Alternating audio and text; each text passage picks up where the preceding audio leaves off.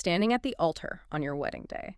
You were looking at your high school sweetheart, someone you've been dating since you were practically a kid. Right. Yeah, person you've known forever. Exactly. Your closest friends are standing right beside you in their tailored suits.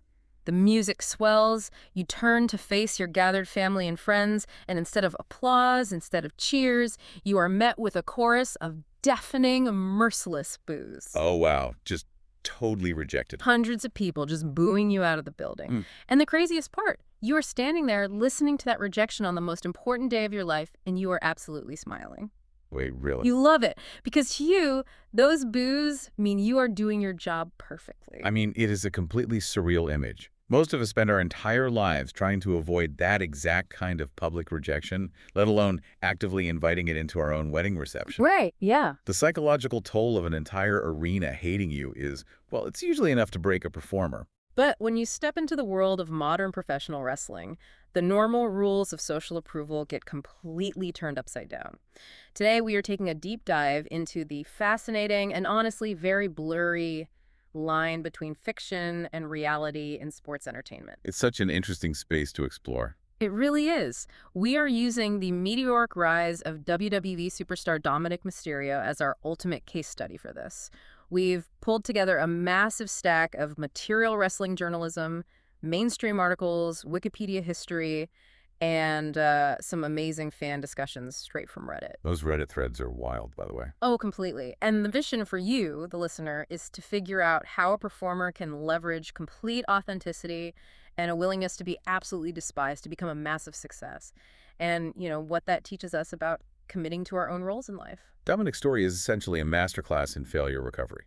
I mean, we look at the start of his career, he was the classic example of what the internet loves to call a Nepo baby. Oh, for sure. He is the son of the legendary Rey Mysterio, one of the most beloved luchadors in history.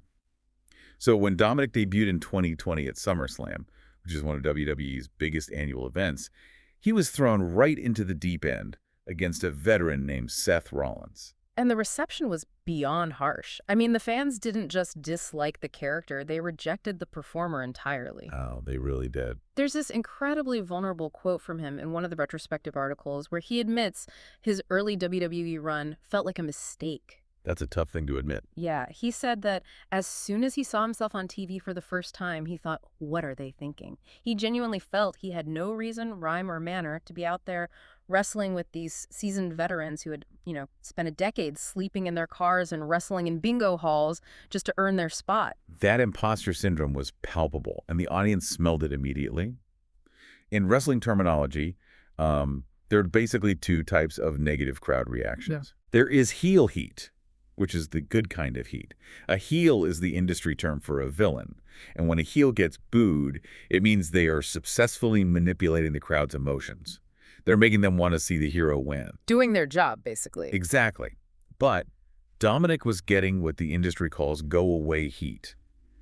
The audience genuinely did not want him on their television screen because they felt his presence was totally unearned. Okay, let's unpack this, because he somehow flips that entirely. It's like, imagine a stand-up comedian who is completely bombing on stage. Oh, the worst feeling. Right. The crowd is groaning. They don't want them there. But instead of apologizing or running off stage, the comedian realizes the crowd hates them, so they start aggressively roasting the audience. They weaponize that actual genuine disgust into highly engaging entertainment. That is the exact mechanism of his turnaround. And if we connect this to the bigger picture, the pivot point was the 2022 event Clash at the Castle. Right, the betrayal. Yeah, Dominik did the unthinkable. He violently betrayed his legendary father, Rey Mysterio, and aligned himself with a gothic, villainous faction known as the Judgment Day. And the audience reaction was just visceral. It was a massive shock to the system. Wait, hold on, though. We're talking about heavy hitters like Finn Balor and Damian Priest in this Judgment Day group. Let's be real for a second. Was Dominik actually getting better at his craft, or was he just coasting on the coattails of a massively popular faction to hide his flaws? It's a really fair question. But if we look at how the dynamic actually played out on television, it becomes clear that it was an organic evolution. He didn't just hide in the shadows of this group. No, he became its absolute lightning rod for anger. He took that genuine real-life go-away heat and molded it into masterful character work. He eventually adopted this totally delusional prison dom persona. Oh, man, prison dom. Yeah, where he bragged about doing hard time after spending, like, a few hours in a local holding cell. The prison dom era was hilarious. He started slicking his hair back, wearing a bandana, and walking with this exaggerated, totally unearned swagger. And the mechanics of how he generated that anger are fascinating. He didn't yell at the crowd to get them to boo. Like most villains do, right? Right, exactly. Instead, he would slowly lift the microphone to his mouth, wait for the boos to start, and then speak incredibly softly. Oh, that's brilliant. Yeah, that forced the crowd to strain to hear him, which frustrated them, causing them to boo even louder to drown him out. Every time the noise peaked, he would just smirk, lower the mic, and wait. It's like he was conducting an orchestra of hatred. It takes immense confidence to just stand in the middle of a ring and absorb a wall of sound like that. And it wasn't just the fans noticing either. Backstage, the veterans were watching him pull this off. Absolutely. Randy Orton, who has been in the business for 20 years, recently mentioned that Dominik has a hell of a future. AJ Styles called him the company's top heel. High praise. And Cody Rhodes, who is essentially the heroic face of the entire company right now, boldly predicted that in 15 years, he would pay money to see a WWE show, and Dominik Mysterio would probably be main eventing it. That is insane validation for a guy who, just a couple of years prior, was asking himself why he was even on television. But the true catalyst for this evolution, the thing that took him from just being a hated kid to the centerpiece of the show, was his highly specific on-screen dynamic with Rhea Ripley. Okay, this is where the story gets so weird and so brilliant, because he didn't just join this dark, brooding faction. The storyline started with Rhea Ripley, who is this incredibly intimidating powerhouse wrestler just constantly beating Dominik up. Yeah, just destroying him. Week after week, she was physically dominating him, choking him out with her legs, until he essentially developed Stockholm Syndrome, surrendered, and joined her. It deliberately violated traditional masculine wrestling tropes. You had a male wrestler cowering behind a female wrestler for protection. It made him look cowardly and pathetic in the eyes of a traditionally macho wrestling crowd. Which just infuriated them even more. Exactly. And that birthed this infamous dynamic where she became Mamie and he became her subservient dom-dom. Yeah. They played the roles with such conviction that fans began to absolutely obsess over them. So this is what I want to ask you and the listener. Why do we, an audience with smartphones and full access to their real lives, still buy into this romance so deeply? That's a great point. Because if you look at their social media, Rhea Ripley is in a long-term relationship with AEW wrestler Buddy Matthews, and they actually got married in June of 2023. Meanwhile, Dominik was dating his high school sweetheart, Marie Juliette, and they got married in early 2024. Everyone in the arena knows this is fiction. So why does it work? It works because of the performer's absolute commitment to the story world. Think of modern wrestling like a highly interactive theater production. Okay. In the 1980s, wrestling relied heavily on kayfabe, the unwritten rule that wrestlers must maintain the illusion that their fictional personas are real people 24/7, even at the grocery store. Right, never break character. Today, that illusion is shattered. The audience knows it's a performance. But when the actors refuse to wink at the camera, when they refuse to break character, despite the audience knowing the truth, it allows the fans to willingly suspend their disbelief. Dominik and Rhea treated their fictional bond with the exact same gravity as their real lives. And Dominik's commitment to that fictional bond is legendary. There are some incredible details in these Reddit threads about his actual real-life wedding to Marie Juliette. Oh, I love these details. Right. First of all, he met his wife in a 10th grade Spanish class that he was put into by mistake. They dated for over a decade.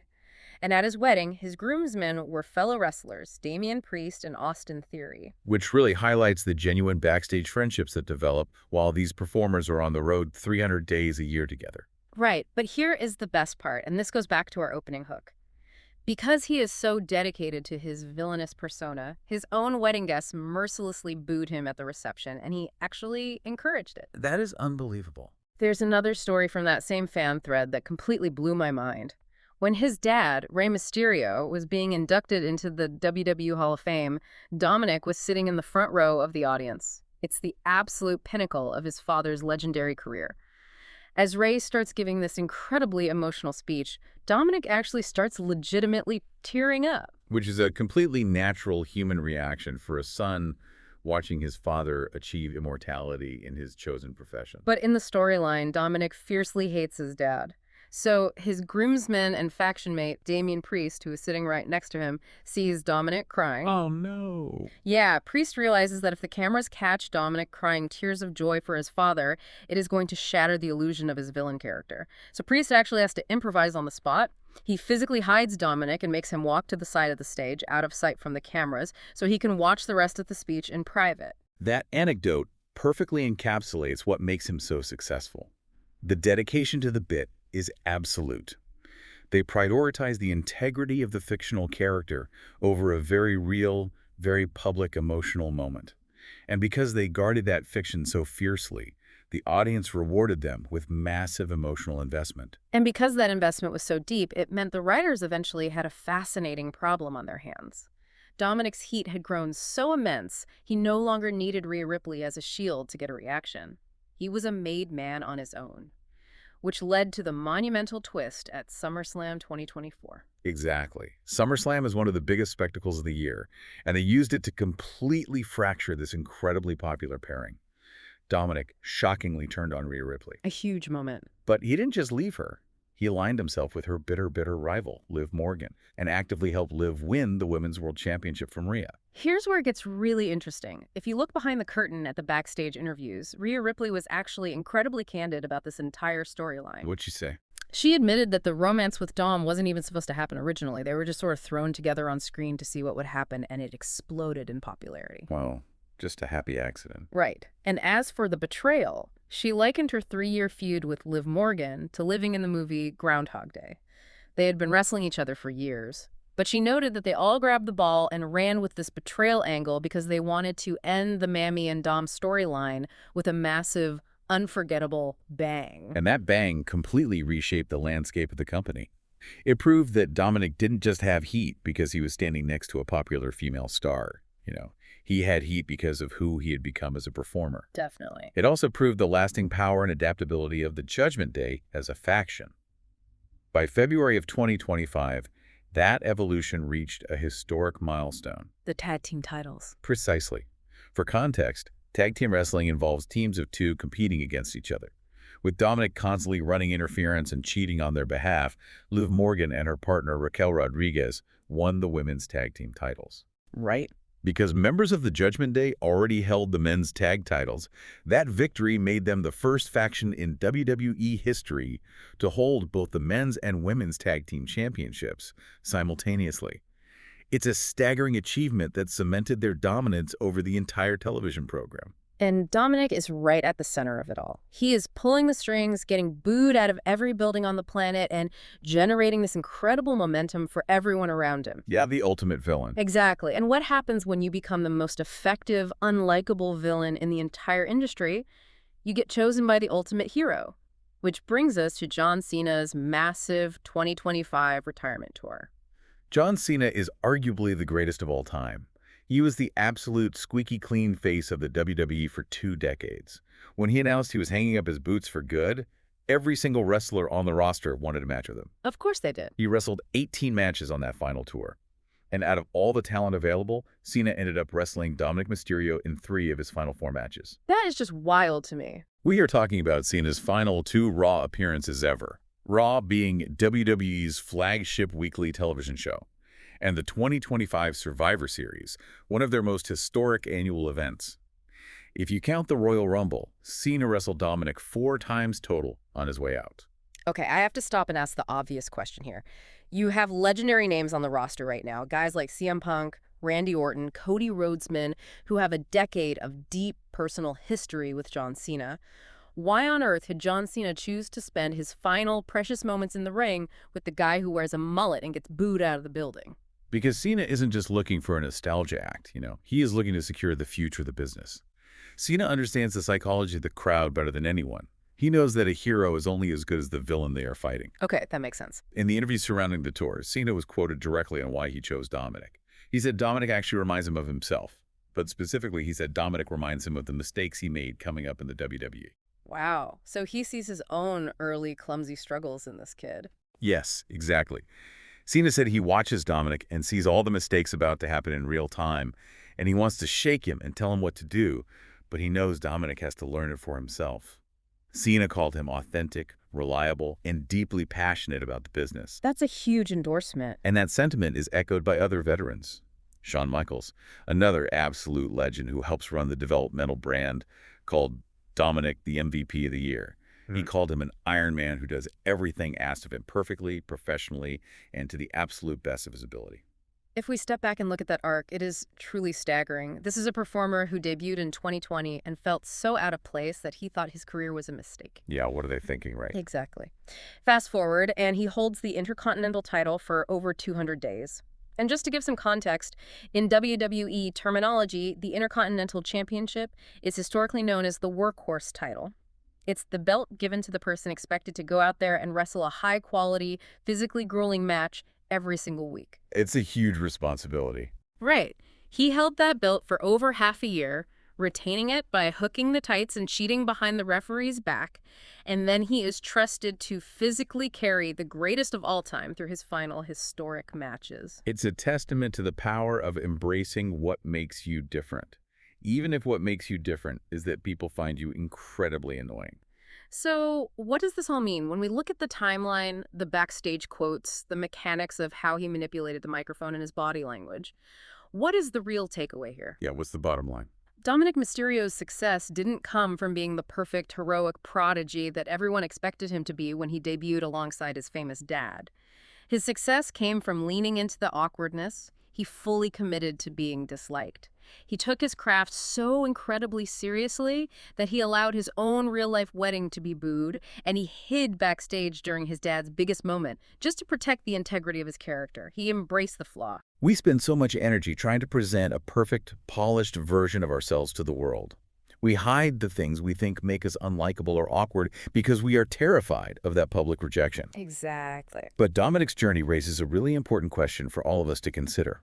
If a performer can reach the absolute pinnacle of their industry by embracing their most unlikable traits and willingly becoming the villain of the story, what perceived flaws or awkward traits are you hiding right now that could actually become your greatest superpower if you simply decided to own them completely? Imagine standing there, letting the crowd boo you on your wedding day and realizing it's the exact sound of your success. Hold on to that image. We'll leave you with that to think about.